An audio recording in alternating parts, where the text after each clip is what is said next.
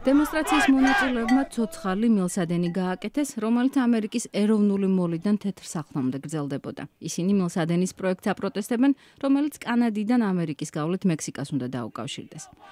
გარემოს დამცველი აქტივისტები ობამას თხოვენ უარი თქვას დაახლოებით 3000 კილომეტრის სიგრძის მილსადენზე, რომელიც კისტოუნის მილსადენის სახელითაა ცნობილი. აქტივისტები ამბობენ, რომ მილსადენის აშენება გარემოს მნიშვნელოვნად დააზიანებს.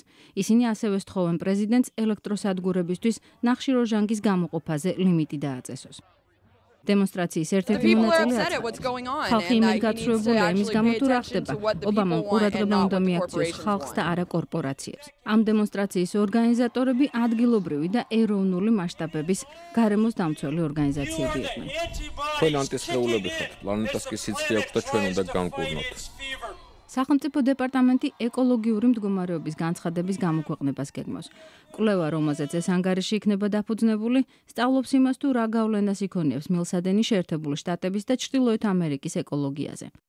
მილსადენი უკვე თითქმის 5 წელია განხილვის თემაა. კრიტიკოსები ობამას ადანაშაულებენ იმაში, რომ ის არასათანადოდ აფასებს ამერიკის ენერგოდამოკიდებულებას და უმუშევრობას. მათი გათვლებით, კისტოუნის მილსადენის აშენებით ამერიკაში 10,000 ახალი სამუშაო ადგილი შეიქმნება.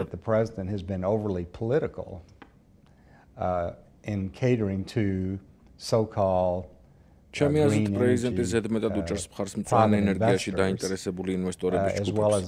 ეს იმის ფონზე ხდება, რომ ამერიკაში ბოლო 20 წლის განმავლობაში ნახშირორჟანგის ყველაზე დაბალი ემისიები გვაქვს.